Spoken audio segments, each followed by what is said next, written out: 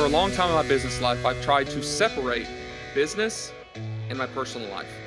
Today's guest, Adii Pienaar, basically sets me straight and says, Tim, it's impossible. You can't do that. We're going to talk about concepts such as those. We're also going to hit topics like benchmarking our happiness and ultimately figuring out what we want by launching a business to make ourselves happy. And it's not always money. Some really great topics, some really great truth bombs in this episode. Stay tuned, listen to the whole thing. It's going to be a great one.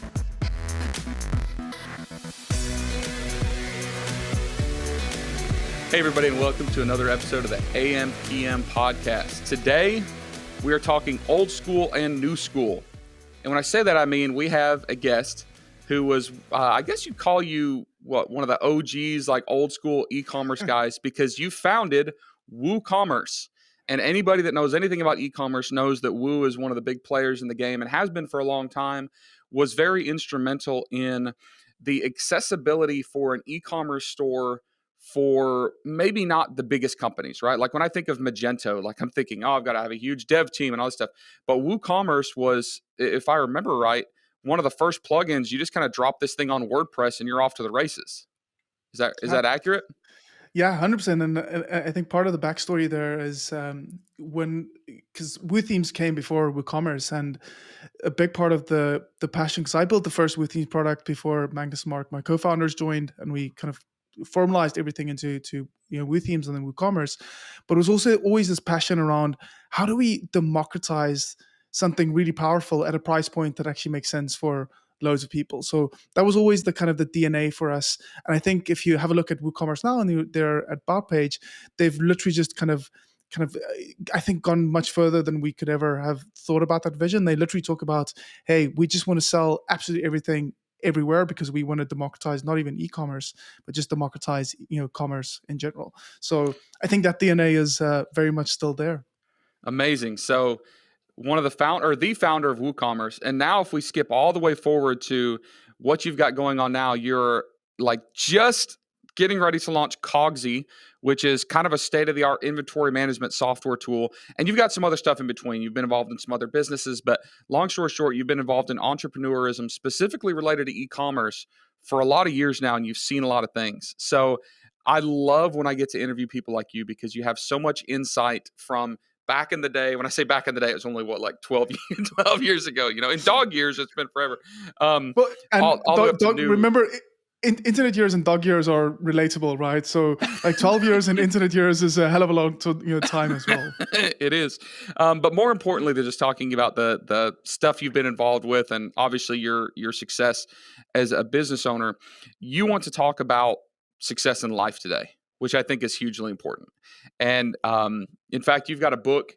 I had to look over here at the title, but it's called Life Profitability, the New Measure of Entrepreneurial Success. And when I was given the notes for this show, I was so excited to hear your take on this and hear some of the wisdom that you're going to drop on us today, because I think that there is so much noise and so much false information and so much just bull crap out there about, who is successful and why they're successful. And I'm not buying in. I used to buy in, and it left me heartbroken and depressed and anxious and, crying in the fetal position on my bed because I'd screwed everything up. And I've had to take a big step back and realize, hey, there's different ways to succeed. So I want to get into some of that today. But Adii, thank you so much for being on. I appreciate you taking the time. I know you've got a lot going on, and I am super excited about the content you're going to be able to share to the audience here. Yeah, no, and thanks for having me, Tim. By the way, I did not realize, in full transparency, that I only realized half an hour before recording this that this is has this whole e-commerce angle and stuff. I thought it was mostly just kind of business. So I'm here super excited to kind of share, I think, bigger parts of my world than I often get to share on in different conversations. Amazing. So we've already talked about WooCommerce. If you would take another just 5 minutes and walk us through your journey, walk us through your professional journey. All right, you don't have to get into personal stuff yet. We'll talk about that in a minute, baby. Because I want to set the context. I love for people to understand where the people we're interviewing have come from, right? Because if we understand what you've done, it adds more credibility and more power and more context to what you're doing, but it also helps people understand that frankly, I think that a lot of people that are massively successful are like the rest of us.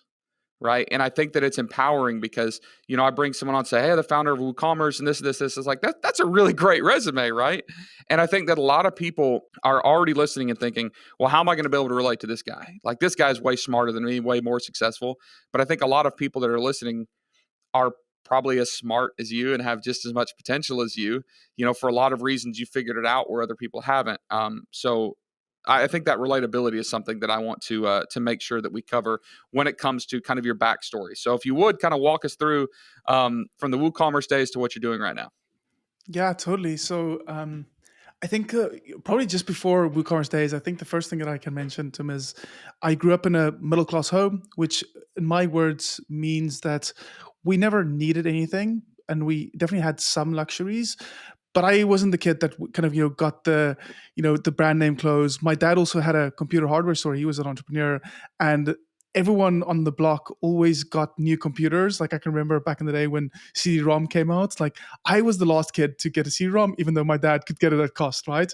So middle class upbringing, and I eventually go to university to study accounting, and I think the first thing with regards to my studies, at least, that I can mention is I managed to finish a 4-year degree with no study debt. And I think that's kind of important in terms of me at least acknowledging what kind of platform that creates, right? So all the way kind of up to that journey, I'd been dabbling in different things, trying, I wouldn't even call them businesses, right? But literally projects. And I think the projects were there as a way for me to refine some of my skills and to do something, to put something else in the world and learn. Maybe it is just that kind of very cruel way of learning rejection. Like you put something in the world out there in the world and people don't want to pay you for it, right? Which is perfectly fine because you learn. I think the point is in that it doesn't make you rich, doesn't get you the money you want, but you learn the skills. So what effectively then happened is in my final year at varsity, I'd already been doing WordPress work, firstly for myself, and then started doing bits of consulting work by that stage. And then I built the first product that became WooThemes and eventually came to WooCommerce. And that's the whole WooThemes and WooCommerce journey was an absolutely wild ride in that sense. Purely because we were always very reactive in the way we did things. Somewhere in between, like neither Magnus, Mark, or myself thought that this was a real business until it was a massive business already, right? I mean, I had still taken a job post university where I stayed for 6 weeks and then almost sold the business for pennies on the dollar to the kind of the company, which would have left a lot of would have left the money on the table.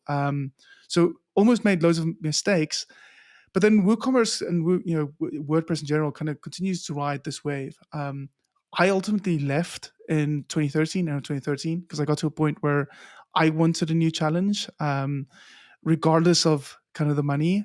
Which means by the time that WooCommerce got acquired by Automatic in 2015, I was not in the cap table anymore. I did not partake. In fact, I did not know about the deal until it was published on TechCrunch on the day, right? But I said I really want to do something else, and I eventually got into my next startup, which was called initially it was called Receiptful. By the time we got acquired again, it was called Convergio, where we built email marketing automation tools for e-commerce brands. So e-commerce brands built on top of Woo, on top of Shopify, on top of BigCommerce.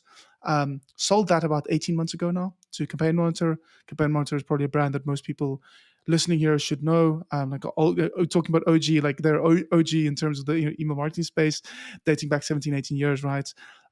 Spent last year with Acquire, and then recently kind of left them late last year, and then recently started working on Cogsy, where kind of initially we're really focusing on helping e-commerce brands making smarter purchasing decisions for their inventory.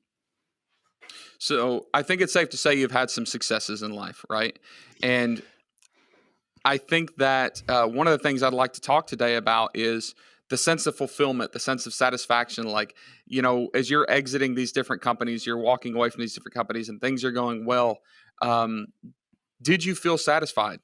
Was that what made you feel like you have achieved life? Won the game, so to speak. And that's what I kind of want to get into today. Maybe you can give some more context to that, but with direct focus on, like, as you're doing this, what were some of the mistakes you made when it came to your work-life balance, and how does your opinion differ now on how you should be handling work-life balance than it did, even 10 years ago? Yeah. Um, so I'll probably start with the first part of the question first. Just around fulfillment, right? And I think the best way that I can even try and quantify that, and I don't think this is a calculation as much, but I can try and quantify it at least. And that's the if I had waited 18 months longer at WooCommerce back in the day, and again, I'm not super familiar with the exact valuation that kind of automatic paid WooCommerce. I am relatively sure that um, it is exponentially more than what I had sold for, 18 months, before. Which means in that sense, I didn't maximize on financial value. The interesting thing for me in that is not for a single day of my life have I ever regretted that decision. And the reason I don't regret it is I went off to do what I wanted to do, which was I wanted a new challenge. I wanted to prove that I can build a successful business. Um, I wanted to learn new things, right? I wanted to apply learnings and experience that I had to do this new thing. And ultimately, had I stuck around for those 18 months and potentially spent longer time to acquire, I would have not have been able to achieve those other things that were valuable to me. And those things ultimately at that stage at least didn't have a quantifiable monetary component to it. Yes, years later, I managed to build it up to a point where I could sell that as well. And like that was a life-changing exit for me. But like those things are different. So when I think about fulfillment, at least, Tim, like those are that's the kind of thing that I'm thinking of and aware of in my life as I chart kind of this path where I'm kind of pursuing more success. Is it's not as black and white for me anymore. It's not as binary in saying, hey, there's kind of these checkbox or kind of milestone driven things that I can achieve that normally they're related to money. Those things don't kind of get me to wake up in the morning and do hard things. It has to be about something else. So I think like that's the first thing that I will throw out there. Um, and I think that plays nicely into this notion of work life balance and just what that has meant for me and kind of say 10 years ago to 5 years ago to what it is today. And I actually think that, work life balance as a concept doesn't give people the outcome that they're mostly hoping for, purely because it proposes that work and life are these totally separate things that can keep each other in kind of in balance. And I don't think it is two separate things. In fact, I think everyone here listening knows that when you have a crappy day at work, that crap day at work spills into your home life and you're arguing with your spouse, you're being short with your kids. Likewise, if you've had an argument with your kids first thing in the morning on the school run and you're shouting at each other, like that first hour or two at work, like you're not as productive, right? Part of you is still there. So I actually think that the way I've learned to think about this is to rather think about what my life portfolio looks like, and work is just one part of that. And what I constantly want to do is I want to be aware of what those other things are in that life portfolio and be sure that I make the due investments in them, whether it's kind of financially, whether it's in terms of my attention, energy, presence, right? I think presence is often the thing that we neglect to do in those other spaces in our life. But make the necessary investment in those things to ensure that I've got a well balanced, diversified, rich portfolio of things. That's not just this very narrow definition of, hey, I need to be working really hard, I need to be making loads of money. So that in itself, and linking that back to the fulfillment, which is why I started there, was I get fulfillment then mostly when I can ensure that on a daily and weekly basis, i.e., not sometime in the future, but almost on an everyday basis, I can make the necessary investments in that life portfolio. Right? That's where I think the fulfillment of my life starts kind of manifesting itself. This is super bizarre, and I say bizarre because it's contrary to what I thought you were going to say, but also what I hear a lot. But I think it makes sense. So let me just make sure I've got this right. So what you're saying is this concept of work life balance is a little bit of fallacy because it implies that you're either doing one or the other. Hey, you turn off work and now you're in like your personal life, or you switch from like personal life into work. And what you're saying is that's an impossible feat because just like you said, things affect each other, right? Like if you're doing well at work, you're happy. If someone pisses you off at the office, you're going to take that home. Like And I get that. And I actually feel like that's a little bit empowering when we move on to the next thing, because man, I am so guilty of letting work affect my personal life or personal life affect my work. And I feel terrible about it. I was telling, so I've got a coaching and mastermind group, right? Um, and I never gripe, I never complain, I never put my personal stuff on social media. But last Saturday I had to. And it's because I was about to explode. I was so furious. I was so pissed off, and I had to vent to somebody. So it was my private mastermind group. And what had happened was I was at Walmart with my 3 little kids who were all getting new bikes. Now, Saturday morning at Walmart getting brand new bikes is like the happiest moment in the life of a 4, 6, and 8-year-old, right? And they were picking out their bikes, and my phone buzzed, and I looked at my phone, and I shouldn't have, and I pulled up this email from this guy, and man, it pissed me off. And it was completely work related, and I just froze. I read this whole email twice. Like, I actually got tears in my eyes from anger. Like, I'm one of those people that, like, when I was little and I was going to get in a fight, I'd start crying because that's like my anger reaction. And it made it worse because the kids would start picking on me more. And then I just go ballistic, right? Like, I felt my eyes tearing up from anger. And um, I was just dead at that moment. Couldn't speak, couldn't talk. I just bottled up emotions, trying to hold it together. And we get in the car, and my 8-year-old from the back of the minivan says, "I'm never going to be a businessman because daddy is always so stressed out and miserable." And it like ruined my weekend. Right. And I think I blamed myself. And that's one of the things I vented to the Centurion group was like, hey, I'm a horrible parent for letting this business affect my personal life. And now my kids see me as this way, and I ruined their bike buying experience. But what you're saying is, Tim, like, that's part of it. Is that right? Yeah, totally. Um, and by the way, I can totally empathize with that situation, right, Tim? And I think that the biggest challenge we have as current day or modern day entrepreneurs, right, is the fact that we carry our business around in our pockets. Everything is super connected. Everything happens, in real time manner. It like doesn't respect boundaries in terms of weekday versus weekend. So it is just harder. And I don't think we, as a greater community and society, have figured out proper rules around kind of what makes sense here, right? So you can just imagine, like in the past, like, the most fascinating for anyone that wants some perspective on this is read Shoe Dog by Phil Knight, right, founder of Nike, and you'll read that story, and sometimes it sounds like, I mean, they don't always peg it perfectly in the book, but it sounds like it takes 18 months just to organize a single batch and a shipment of new kind of at that stage kind of Onitsuka tiger shoes, right? And like that puts everything in perspective. Whereas we're expecting things to happen in a very agile manner now. So I just wanted to emphasize with that at least.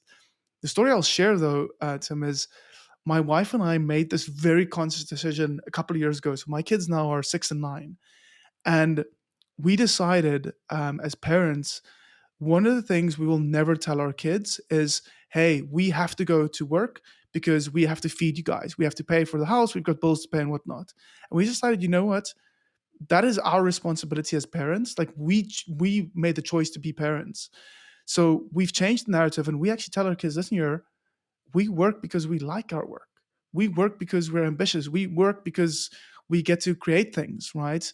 We work because I get to put my ideas out there and have to have like stimulating conversations like this, right? Whatever that is, but stating like not put that back on the kids. And I think to your point there is like that's where life and work should be blending, right? Yes, and we can totally have a totally different conversation about why work is that stressful, right? And I don't think it should be, but if that's the status quo, I think the best we can do for our kids and our families is at least to be transparent and honest about that, and not kind of hide behind this, yes, but this is just the way it is. Yes, like kind of demanding customer, they are demanding this, right? Like I think there should be something better there that's more kind of individually focused, i.e., personalized to you, right? And then personalized to the family, and like optimized for that versus all of this other noise that is out there. This making sense, but it's so contradictory to what I hear. And I also think it's very dangerous. And I'll tell you why I think there's some danger here in accepting like this, it's all blended together. And I don't disagree. It is blended together. And like for me personally, I try to separate it. I try to turn off and on and off and on. And it's interesting you're saying, hey, like Tim, that you can't do that. Like it doesn't work. But the reason I say it's dangerous is because when we blend it all together and work is part of life, if work doesn't go well, it implies that our personal life is not going well. And to give some context to that, I think I've shared this on the podcast before. In 2019, I had an incredibly difficult year for a number of reasons. And I remember one night, like sitting on my knees on the floor beside my bed, like just in tears, and like telling my wife, like, hey, this is going to fail. I'm going to disappoint everybody. Like, everybody's going to be upset with me. Everybody's going to be disappointed. Like, I'm not going to be able to pay my staff after this happens. You know, it was awful. And I went through a phase where like I didn't get out of bed for 2 weeks. Right. And I was always one of those macho guys that's like, you're depressed, well, just smile, be happy, you know. And my wife, who now she's, you know, a nurse practitioner, she was like, you need to go to your doctor, you moron. I'm like, why? She's like, because you're depressed. I'm like, really? I go to my doctor and he's like, have you been sleeping? I'm like, well, I haven't slept in 7 days. I just lay in bed and toss and turn. He's like, have you been going to work? No, I just stay in bed all day. He's like, well, you big dummy, you got depression and anxiety, right? And it hit me in the gut because I was like, no, this can't be. Like, I can't be the guy that has a mental illness. Like, oh my God, you know? So I started researching this heavily, and my wife started researching it.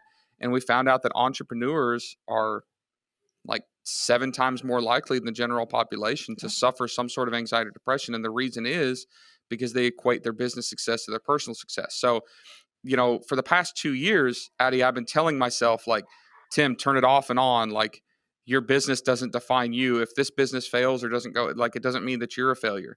And what you're telling me is like, no, it is all related. You have to own it. That's why I say it's a little bit scary. So correct And my misconceptions here. Like coach me on this. yeah, no, and you're spot on there. Like, I think the only nuance there, Tim, is at least that, because I 100% agree. I think like none of us are our businesses, right? And I think that's a very deep hole that we get into only when businesses don't work well, right? Like, that feels euphoric and, When the and business is amazing going when well, we're businesses like, like, yeah. yes, I've done it, right? I think that the nuance there is that ultimately, like, if you abstracted your business and you and your business to a point where you'd say, hey, there's parts of me in this business as well, right? Whether it's ambition, whether it's your personality, it's your ideas. There's a kind of the whatever the meaning was or the purpose was for you to work on that business or do the work that you do, right? There's parts of you in there, which means if it doesn't go well, then for you as a human being, part of your experience is not great at this stage.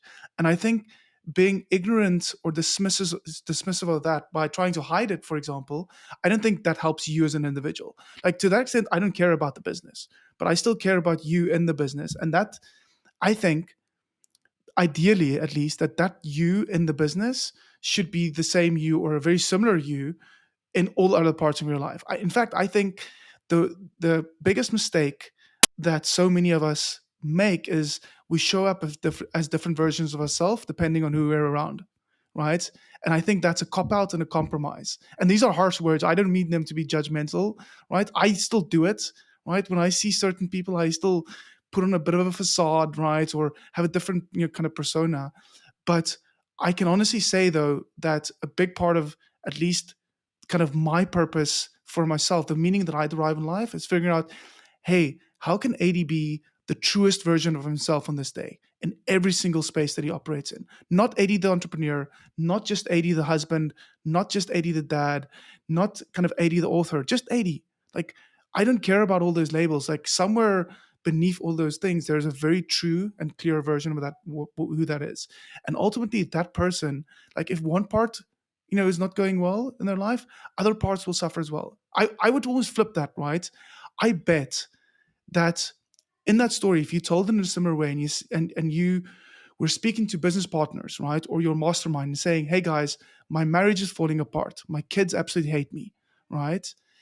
And you kind of had that chat with them, right, relative to your business, the answer would then relatively be the same, right? Well, the kind of the business term is not kind of the family term. Like, those things are separate, right?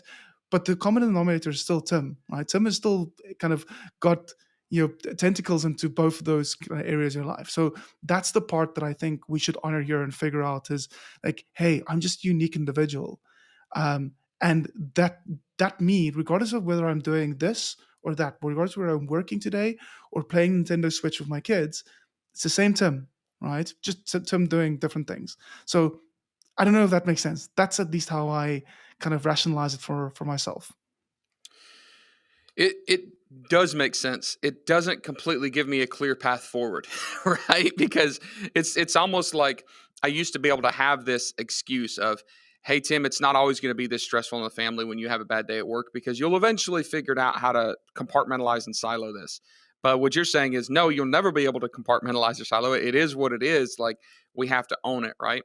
Um, so that's something I'm going to have to like lay in bed tonight and ponder. Like, all right, it is what it is. How do I cope with this? How do I deal with this? And that's a whole nother conversation.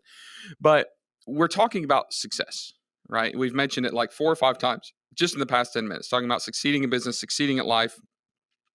Um, and it always raises the question of what is success. And I know that this is a theme that you love to talk about, which is like, how do you define a positive outcome, or what is the positive outcome, or how do you define success for yourself? And you even go so far as to say that success, quote unquote, with business is usually not even about the money. So talk to me about this theme and like walk me down this whole theory and strategy that you have.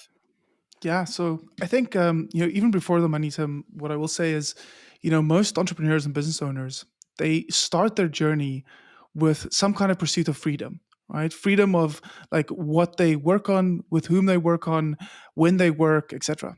And then we ultimately kind of trade that freedom for restrictions or fewer freedoms elsewhere, right? I mean, we spoke about that notion of as soon as you're a business owner, like you have your business in your pocket, and when you're out bike shopping with your kids at Walmart on Saturday morning and your phone pings, you don't have the freedom of saying no, right? Yeah, you have a choice, right? But generally, we don't, like when things pop up in business, we don't have that freedom anymore. Whereas somebody that has a corporate gig, right, employed elsewhere, they do their 9 to 5, they close their office door, and they don't, they really do not care, right, when those things pop up.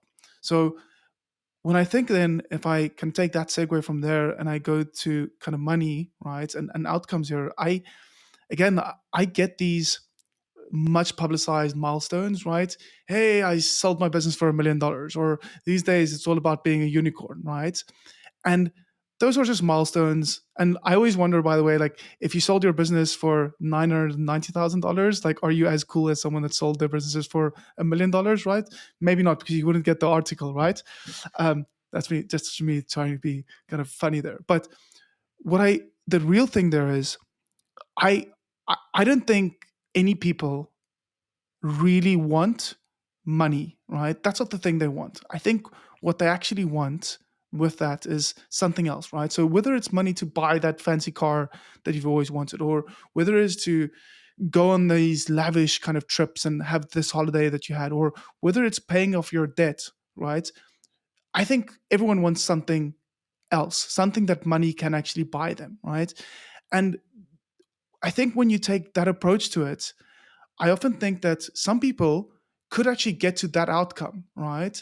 In a way that doesn't require them to work 80-hour weeks and make X amount of money, right? Probably doesn't require you to sell a business for multi-million dollars, right? You can probably do some of those things in a slightly tweaked way. And you can do that now without having to hopefully kind of get to that point 5, 10, 15 years down the line where you've either saved enough money or you managed to sell your business, right? So I think it's just about change their perspective. I don't mean to take money out of this and sound holier than thou in that sense. I think we live in a capitalistic society where our economies function on money. We all need money to pay bills. All I'm saying is, I think very few people have that clarity around what it is they really want, right?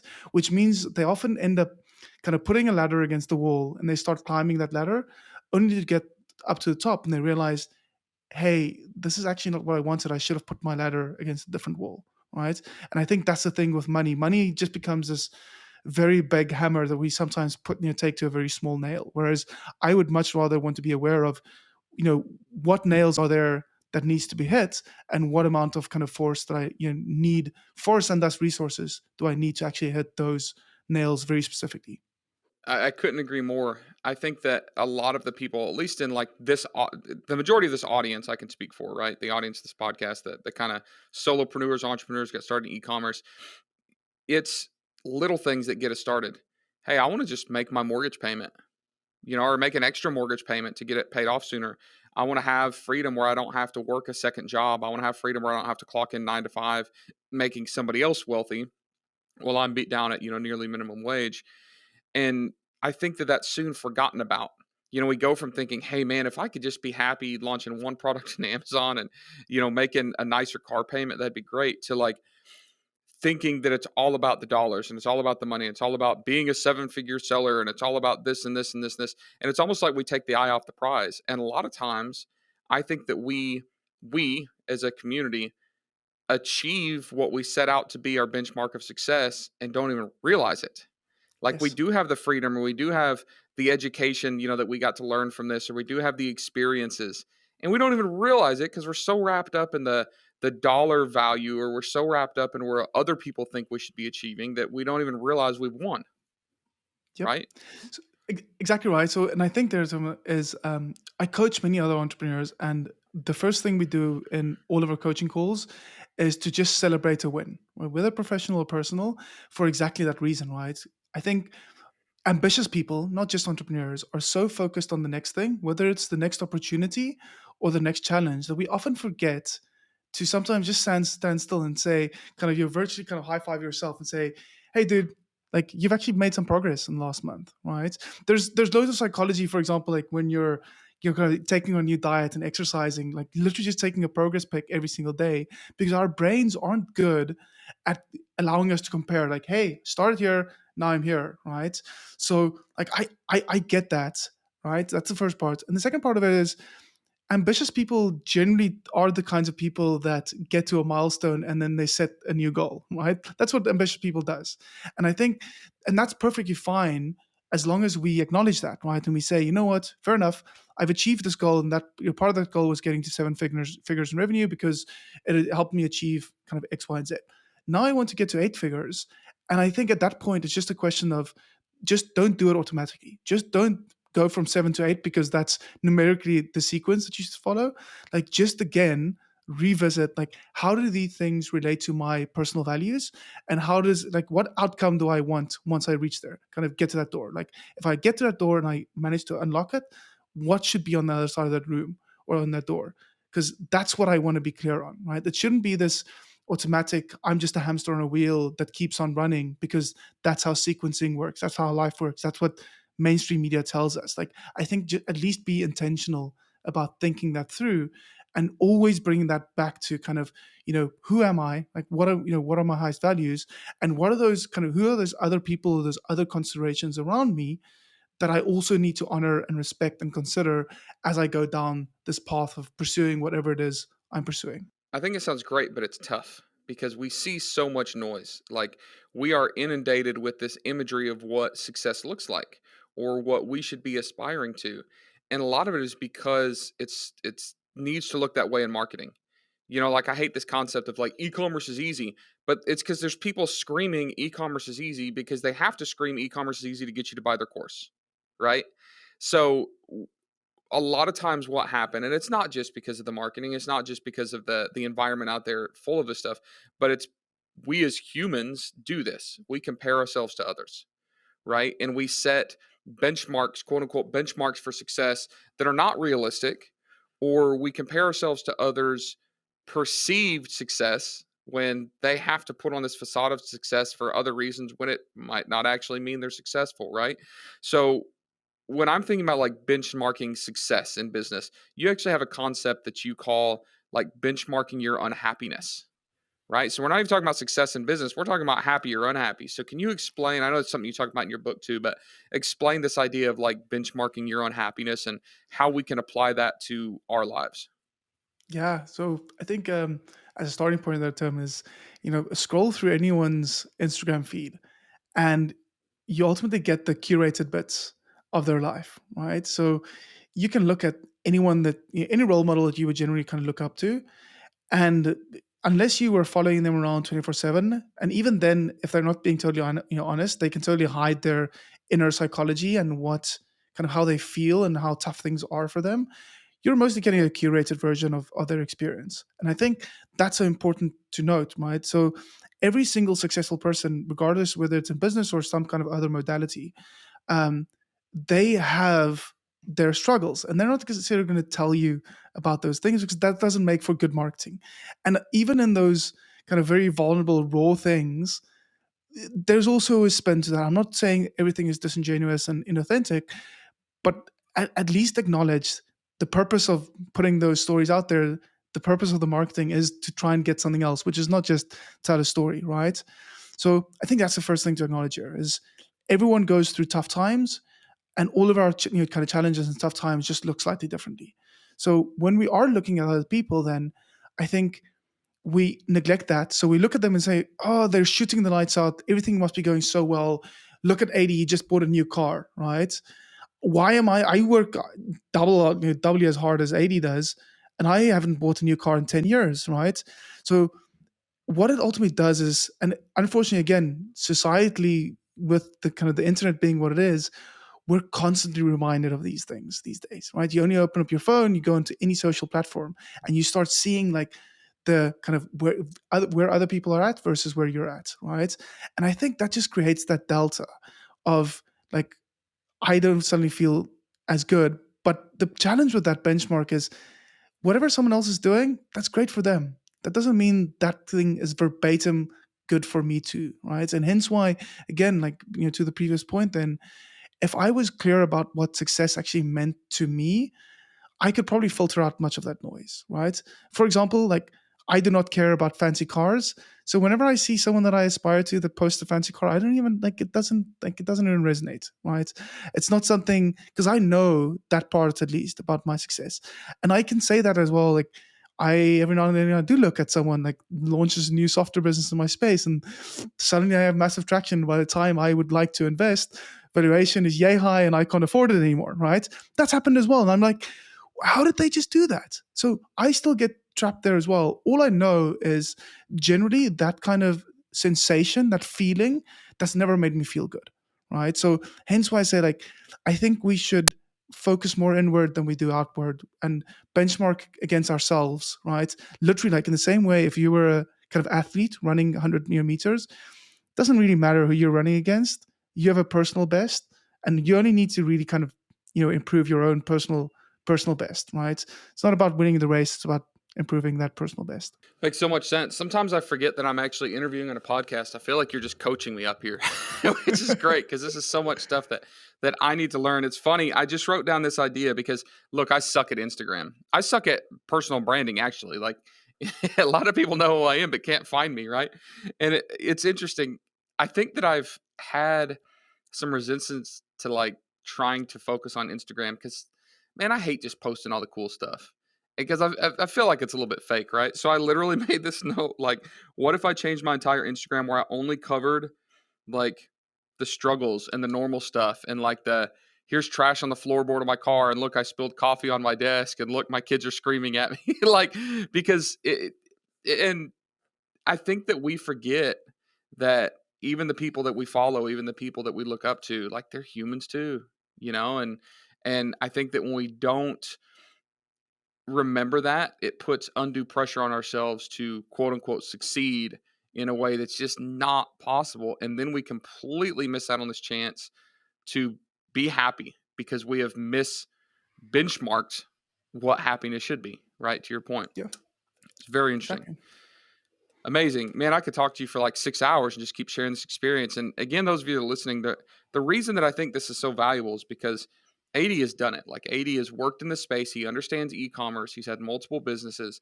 He's made mistakes. He's had successes. Like, and when someone can sit down after, in dog years, 90 e-commerce years, like, and look at the ups and downs, not only yourself, Adii, but you've seen what other people have done, what other people have done well, what other people have done poorly. So for those of you listening, go back and listen to this episode again and take this seriously. Take these notes, the notes that you've made as quote unquote gospel truth in a lot of senses, because this is coming from someone that has a lot of experience, a lot of self-awareness. And I think this is all really, really good stuff to kind of absorb and fit into our lives. So we're running out of time, Adii, but you're standing on a stage, you're talking to, I don't know, 40,000 e-commerce sellers. Is there any other last little piece of advice that you'd like to share, like before you drop the mic and walk off, that will help at least one listener find not business success from a monetary value, but find happiness by running a business? I would say probably two things there, Tim. The first is, if you're in e-commerce already, like you know that there's a absolute rising tide that is lifting all boats, and that I think that opportunity makes a lot of sense, right? Hence why I'm building Cogsy, my new software startup in that space again, because I think there is just this organic kind of wind in the sails, and it makes sense as a kind of your business space to build in. The one question I would ask everyone is to actually sit down and go back to kind of what are the things that kind of what are your highest values as an individual, and then question yourself in terms of, if I make a success of this e-commerce business, do I actually get there, right? Acknowledging that there might be so many different other paths that potentially gets you to that outcome. So that's probably the first question that I would kind of ask there.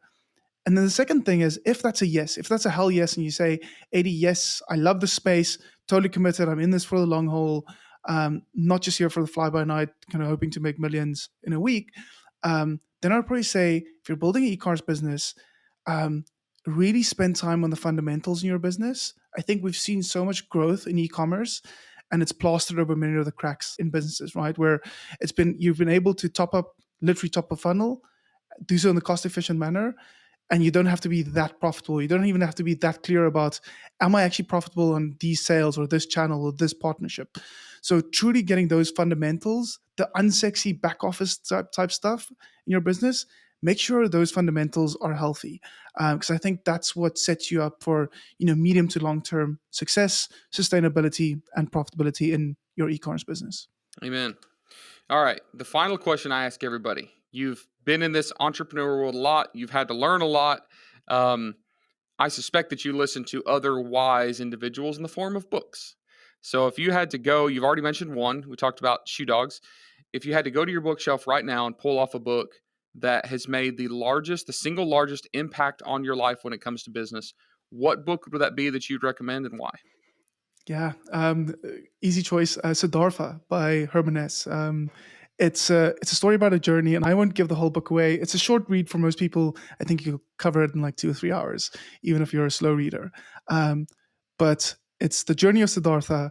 Um, and I think what is interesting there is talking about the psychology on journeys, right? I think any entrepreneur, any ambitious person is always on a journey.